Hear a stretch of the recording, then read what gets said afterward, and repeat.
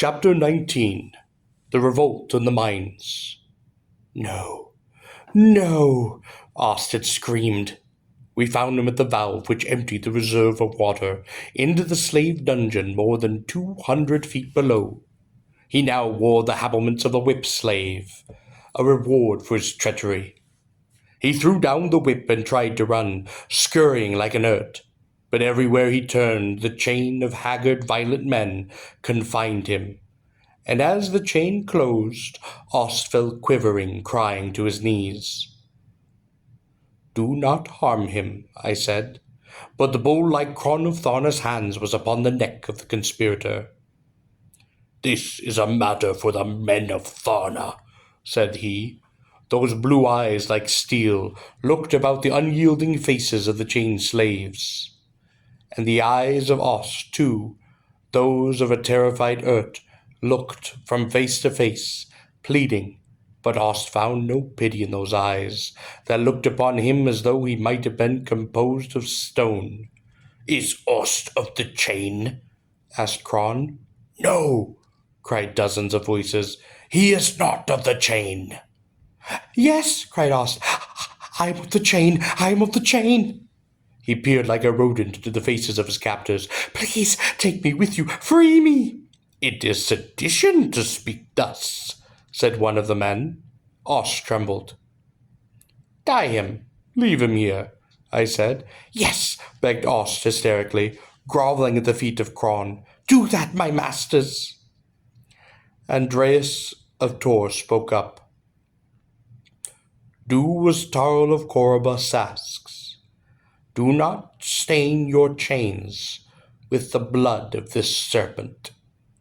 "Thank you, masters," said Ost, sniveling with relief, his face once more resuming that pinched, sly look I knew so well. Kron looked down into the face of Ost, and Ost turned white. "You will have a better chance than you gave us," said the bull-like man from Tharna, and Ost shrieked with terror. I tried to press forward, but the men of the chain held firm, and I could not come to the conspirator's assistance. He tried to crawl to me, his hands extended, and I put out my hands, but Kron had seized him and pulled him back. Bodily, the small conspirator was thrown from slave to slave, down the length of the chain until the last man hurled him, head first, screaming for mercy, down the dark, narrow channel which we had ascended. We heard his body hit the sides a dozen times, and his frightened scream fading into the distance, only to be silenced by the distant hollow splash in that water far below. This was a night like no other in the mines of Tharna. Leading the chain of slaves into new lines behind me, we swept through the shafts like an eruption from the molten core of the earth. Armed only with the oar and the picks that chipped the ore from the walls, we stormed to the quarters of whip slaves and guardsmen who had scarcely time to seize those weapons. Those not killed in the savage fighting, much of it in the darkness of the shafts, were locked into leg shackles and herded into the storage chambers. The men of the chain did not treat their former oppressors gently. We as soon came upon hammers that would strike our chains from us, and one by one we filed past that great anvil where Kron of Tharna, of the caste of metalworkers, with his expert blows, struck them from our wrists and ankles. "To the central shaft," I cried, holding a sword that had been taken from a guardsman, now chained in the shafts behind us. A slave who had carried tubs of food to the trough below was only too pleased to guide us. And at last we stood by that central shaft. Our mind opened on it. Perhaps 1,000 feet below the surface, we could see the great chains dangling down the shaft, outlined by the small lamps in the openings of the other mines above us, and very high above by that white reflection of moonlight. The men crowded out onto the floor of the shaft, which lay only a foot below the opening of our mine, for our mine was the lowest of all. They stared upward.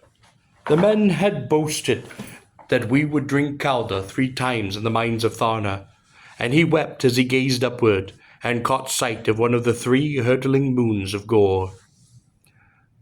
I sent several men climbing to the top of the chains, so high above. You must protect the chains, I said. They must not be cut. Determined dark shapes, agile with the fury of hope, began to climb the chain toward the moons above. To my pride, none of the men suggested that we follow them. None begged that we might steal our freedom before the general alarm could be given. No, we climbed to the second mine. How terrible those moments of the guards and whip slaves, to suddenly see, unchained and irresistible, that avalanche of wrath and vengeance that broke in upon them. Dice and cards and game boards and drinking goblets scattered to the rocky floors of the guard chambers, as whip slaves and guardsmen looked up to find at their throats the blades of desperate and condemned men, now drunk with the taste of freedom and determined to free their fellows. Cell after cell was emptied of its wretched chained occupants, only to be refilled with shackled guardsmen and whip slaves, men who knew that the least sign of resistance would bring only a swift and bloody death. Mine after mine was freed, and as each mine was freed, its slaves, forsaking their own best chance of safety, poured into the mines above to liberate their fellows. This was done as if by plan, and yet I knew that it was the spontaneous action of men who had come to respect themselves, and the men of the mines of Tharna. I was the last of the slaves to leave the mines. I climbed one of the great chains to the huge windlass set above the shaft, and found myself among hundreds of cheering men, their chains struck off, their hands boasting weapons, even if only a piece of jagged rock or a pair of shackles. The dark cheering shapes, many of them crooked and wasted with their labors, saluted me in the light of the 3 rushing moons of Gor. They shouted my name. Without fear, they shouted my city. I stood upon the brink of the great shaft, and felt the wind of the cold night upon me. I was happy, and I was proud. I saw the great valve, which I knew would flood the mines of Tharna, and saw that it remained closed. I was proud when I saw that my slaves had defended the valve, for about it lay the bodies of soldiers who had tried to reach it. But I was most proud when I realized that the slaves had not now opened the valve, when they knew that below, in the confines of those dismal shafts and cells, chained and helpless, were their own oppressors and their own mortal enemies. I could imagine the terror of those poor creatures, cringing in the traps beneath ground, waiting to hear that distant rush of water through the tunnels. Yet it would not come. I wondered if they would understand that such an action was beneath the hand of a truly free man, and that the men who fought them, who conquered on this windy and cold night, who fought like Lars in the darkness of the tunnels below, who had not sought their own safety, but the liberation of their fellows, were such men. I leapt the windlass, and I raised my arms. The darkness of the central shaft loomed beneath me, and there was silence. Men of Tharna, I cried out, and of all the cities of Gor, you are free. There was a great cheer. Word of our deeds even now hurries to the palace of the Tetrix. Let her tremble, cried Thorn of Tharna in his terrible voice. Think, Kron of Tharna.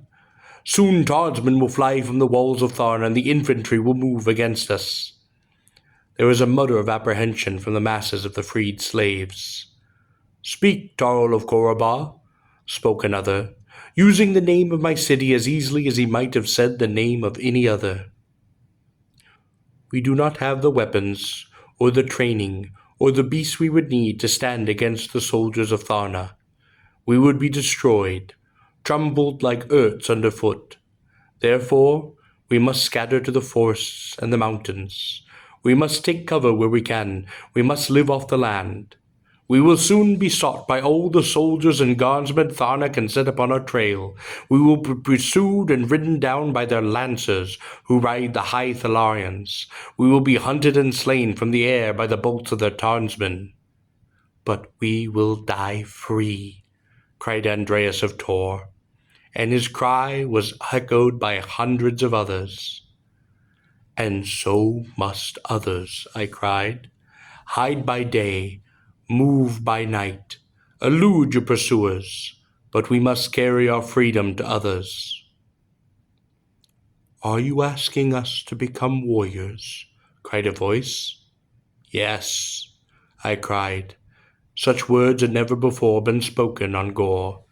In this movement, whether you are the caste of peasants, poets, or metalworkers, whether you are saddle makers or not, you are now warriors.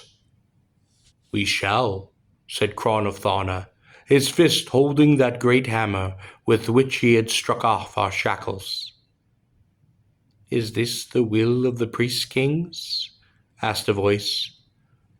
If it is the will of the priest kings, I said, let it be done. And then I raised my hands again, and standing upon the windlass over the shaft, blown by the wind with the moons of Gor above me, and if it be not the will of the priest kings, still let it be done. Let it be done, cried the heavy voice of Cron. Let it be done, cried the men, first one, then another, until there was a sober chorus of assent, quiet but powerful. And I knew that never before, in this harsh world, had man spoken thus. It seems strange to me that this rebellion, this willingness to pursue the right as they saw it, independently of the will of the priest kings, had come not first from the proud warriors of Gor, nor the scribes, nor the builders, nor the physicians, nor any of the high castes of the many cities of Gor, but had come from the most degraded and the most despised of men, wretched slaves from the mines of Tharna. I stood there, and I watched the slaves depart, silently now, like shadows, forsaking the precincts of the mines to seek their outlaw fortunes, their destinies beyond the laws and traditions of their cities. The Gorean phrase of farewell came silently to my lips. I wish you well. Cron stopped by the shaft, and I walked across the bar of the windlass and dropped to his side. The squat giant of the caste of metalworkers stood with his feet planted wide. He held the great hammer in his massive fists like a lance across his body. I saw that the once close-cropped hair was now a shaggy yellow. Those eyes, usually like blue steel, seemed softer than I remembered them. I wish you well, Tarl of Korabah, he spoke. I wish you well, Cron of Tharna, I said. We are of the same chain, he spoke. Yes, I said.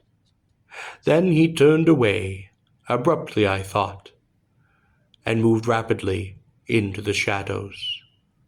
Now only Andreas of Tor remained at my side. He mopped back his mane of black hair like a laurel's and grinned at me.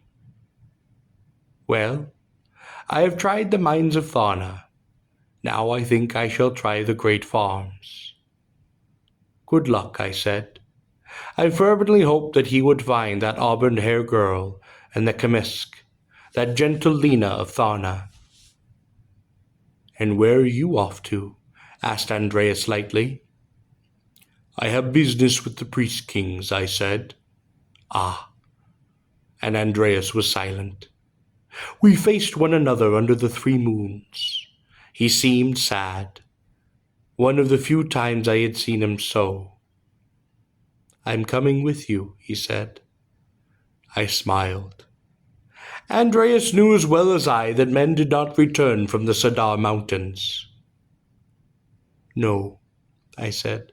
"I think you will find new songs in the mountains." "A poet," said he, "will look for songs anywhere." "I am sorry," I said, "but I cannot allow you to accompany me." Andreas clapped his hands upon my shoulder. "Here, dull-witted scion of the castle of warriors. My friends are more important to me than even my songs." I tried to be light, and I feigned skepticism. "Are you truly of the caste of poets?" "Never more truly than now," said Andreas, "for how could my songs be more important than the very things they celebrate?"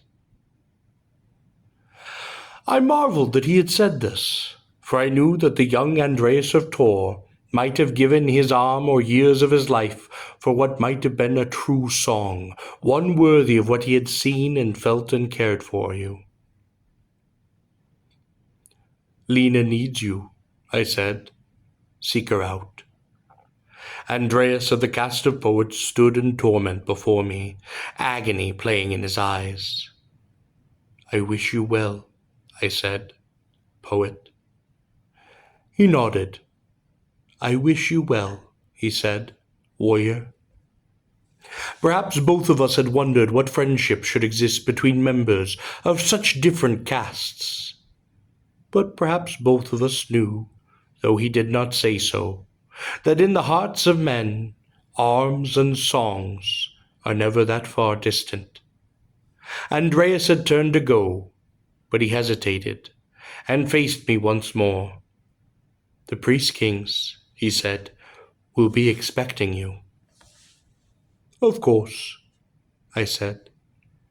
Andreas lifted his arm. "Tal," he said sadly, and I wondered why he had said thus, for it was a word of greeting. "Tal," I said, and I returned the salute. I think perhaps he wanted to greet me once more, that he did not believe he would ever again have that opportunity. Andreas turned and was gone. I must begin my journey to the Sadar Mountains. As Andreas had said, I would be expected. I knew that little passed on Gor that was not somehow known in the Sadar Mountains. The power and the knowledge of the priest kings is perhaps beyond the comprehension of mortal men, or as it is said on Gor, the men below the mountains. It is said that as we are to the amoeba and the pemmiceum, so are the priest kings to us. That the highest and most lyrical flights of our intellect are, when compared to the thought of the priest kings, but the chemical tropisms of the unicellular organism. I thought of such an organism, blindly extending its pseudopodia to encircle a particle of food, an organism complacent in its world, perhaps only because of a plate on the desk of some higher being. I had seen the power of the priest kings at work in the mountains of New Hampshire, years ago when it was so delicately exercised as to affect the needle of a compass. In the valley of Korobar, where I had found a city, devastated as casually as one might crush a hill of ants. Yet I knew that the power of the priest kings, rumored even to the extent of the control of gravity, could lay waste to cities, scatter populations, separate friends, tear lovers from one another's arms, and bring hideous death to whomsoever it might choose. As of old men of Gor, I knew that their power inspired terror throughout a world, and that it could not be withstood. The words of the man of Ar, who had worn the robes of the initiates, who had brought me the message of the priest kings on the road to Korobar, that violent night, months before, rang in my ears. "Throw yourself upon your sword, Tarl of Korobar." I knew then I could not throw myself upon my sword. I would not now. I knew then, as I knew now, that I would go instead to the Cedar Mountains, that I would enter them, and I would seek out the priest kings themselves, and that I would find them. Somewhere in the midst of those icy escarpments, inaccessible even to the wild tarn, they waited for me, those fit gods of this harsh world, those priest kings of Gor.